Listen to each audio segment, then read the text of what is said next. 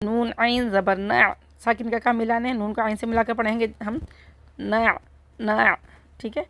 ना हलक खुला हुआ होगा तो हम बंद करेंगे, ना बंद करना है हलक को। बा पेश बू, ना बू, दाल पेश दू, ना बूदू, ना बूदू, दाल की पेश हालत महज़ूफ़ हो जाएगा, दाल साकिन हो जाएगा।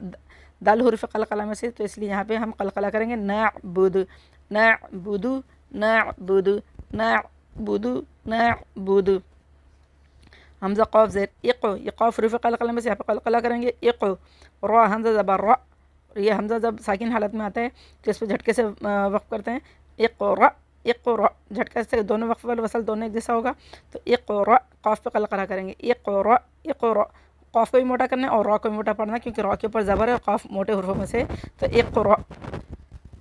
शेयर करें, लाइक करें और कमेंट्स करें और एक दूसरे को